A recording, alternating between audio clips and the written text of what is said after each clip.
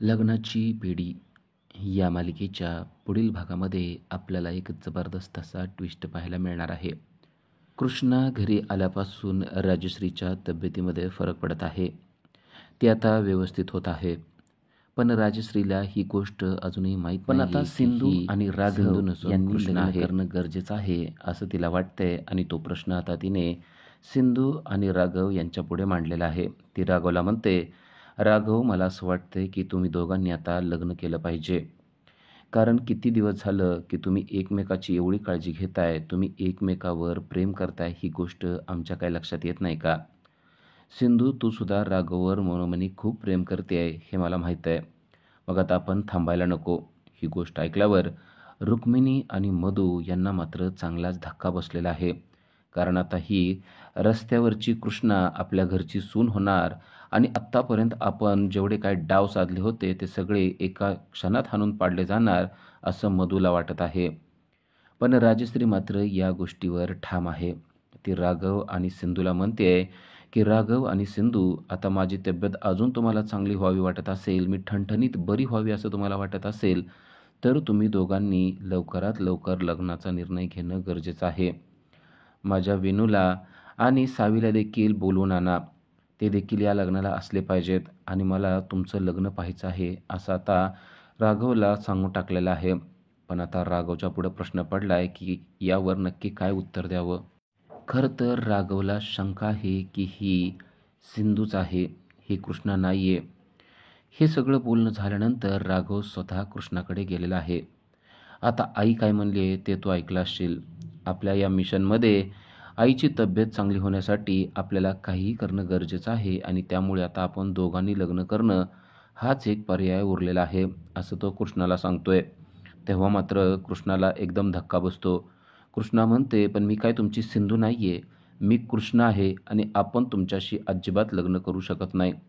राघव म्हणतो, तू इथं येताना मला वचन दिलं होतंस की तुमच्या राजश्री मदरसाठी आपण काही करायला तयार आहे आणि त्यासाठीचे पैसे मी तुला दिलेले आहेत. त्यामुळं तू आता लग्नाला होकार देणं गरजेचं आहे.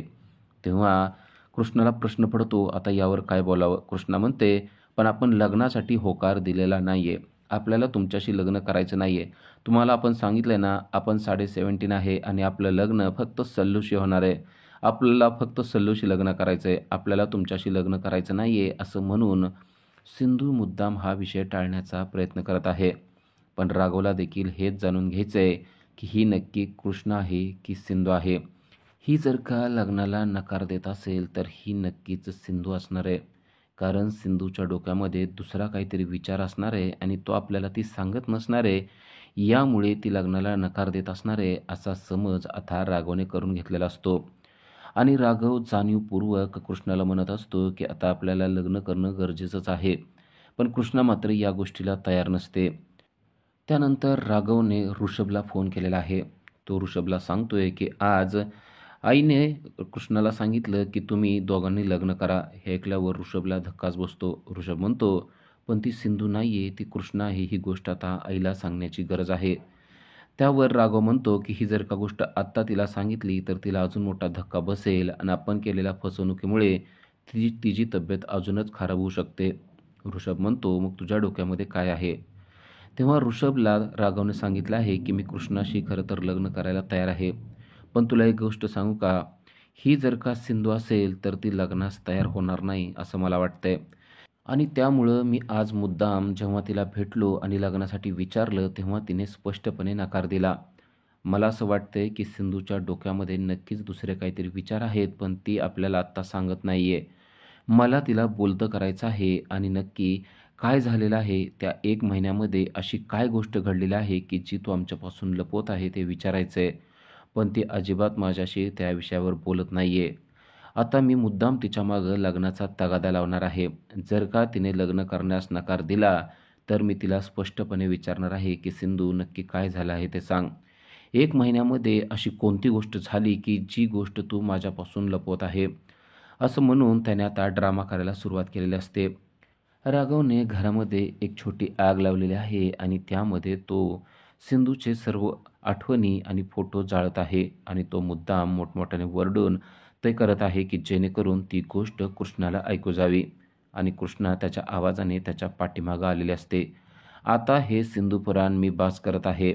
मला सिंधूशी काही देणं घेणं राहिलेलं नाही आहे आणि आता तिच्या सगळ्या आठवणी मी कायमच्या मिटवून टाकणार आहे असं तो म्हणत असतो. सिंधू म्हणजेच कृष्णा हे सर्व काही पाहत असते तेव्हा तिला मोठा धक्काच बसतो. राघव असं का करत आहे आणि सिंधूच्या आठवणी तो का जाळून टाकत आहे?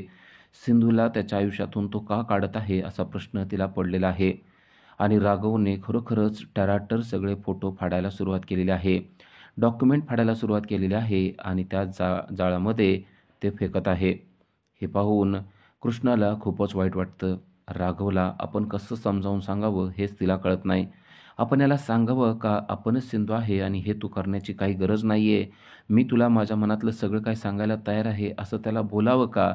पण असं बोललं तर आपण इथं का आलेलं आहे ती गोष्ट राघवला कळेल आणि ती गोष्ट एक्सपोज झाली तर सावीच्या जीवाला धोका होऊ शकतो. त्यामुळे ती शांत राहते. पण आता राघवला मात्र शांत करणं गरजेचं आहे. राघव जाळाच्या जवळच बसलाय आणि टराटर फोटो आणि डॉक्युमेंट फाडतोय तेव्हा ती त्याच्या जवळ जाते, त्याला उचलते आणि म्हणते, "असं तू अजिबात करू नको." तो म्हणतो, "तुला काय करायचंय? मी माझ्या सिंधूच्या आठवणी आहेत त्या जाळत आहे. मला आता तिच्या कसल्याही आठवणी ठेवायच्या नाहीयेत." ती म्हणते, "असं जरी असलं तरी घरात हे सगळं करण्याची काही गरज नाहीये." तो म्हणतो, "मी तुला जो प्रश्न विचारला होता त्या प्रश्नाचं उत्तर दे. तू माझ्याशी लग्न करण्यासाठी तयार आहेस का?" "मी मात्र तुझ्याशी लग्न करायला तयार आहे." असं म्हणून तो तिचा हात आपल्या हातामध्ये घेतो. सिंधूला आता काय बोलावं तेच कळत नाही. कारण जर का हो म्हणलं तर याला समजेल की आपण सिंधू आहे असं तिला वाटत असतं. मधूने हा सगळा ड्रामा पाहिलेला असतो तेव्हा मात्र मधूच्या पायाखालची जमीन सरकली आहे. ज्याच्यासाठी आपण एवढं काही केलं तो आता सिंधू गेल्यानंतर सिंधूसारख्या दिसणाऱ्या कृष्णाच्या प्रेमात पडला आहे आणि आपला पत्ता त्याने कायमचा कट केलेला आहे ही गोष्ट आता मधूच्या लक्षात आलेली आहे. आपण राघववर किती जरी जीवापाड निस्सीम प्रेम केलं तरी राघवचं प्रेम मात्र सिंधूवर आहे आणि जर ते सिंधूवर नसेल तर ते आपल्यावर नाही आहे, सिंधूसारख्या दिसणाऱ्या कृष्णावर आहे ही गोष्ट आता तिला स्पष्टपणे कळलेली आहे. राघव देखील मधूकडे एकटक नुसता पाहतच राहतो. त्यानंतर आपल्याला पाहायला मिळतं की चक्क कृष्णा राघवकडे आलेले आहे आणि राघवला ते म्हणते की मला तुमच्याशी काहीतरी महत्त्वाचं बोलायचं आहे. राघव म्हणतो, "पण मला तुझ्याशी काही महत्त्वाचं बोलायचं नाहीये. मला फक्त एकाच प्रश्नाचं उत्तर पाहिजे की तू लग्नाला तयार आहेस का?" आणि त्यावेळेस तिने राघवला एक जबरदस्त उत्तर दिलेलं आहे. ती राघवला म्हणते की "तुला आपल्याशी लग्न करायचं आहे ना? आपण सिंधू नाहीये हे तुला माहीत आहे ना? आपली सगळी हिस्ट्री माहीत आहे ना? तू पोलीस आहे, आपण चोर आहे हे तुला माहीत आहे. त्याचबरोबर आपलं कधीच जुळणार नाही हे सुद्धा तुला माहीत आहे. तरी देखील तू जर का माझ्यावर प्रेम करत असशील तर मी तुझ्याशी लग्न करायला तयार आहे." असं डायरेक्ट कृष्णाने राघवला सांगितलेलं असतं. राघवला देखील मोठा धक्काच कृष्णाने दिलेला आहे. राघव तिच्या जवळ जातो आणि म्हणतो, "तू माझी गंमत करतेस ना?" तेव्हा ती म्हणते की "नाही, आपण तुझी अजिबात गंमत करत नाही. मी सुद्धा या लग्नाला तयार आहे हे आपण स्पष्टपणे सांगतो."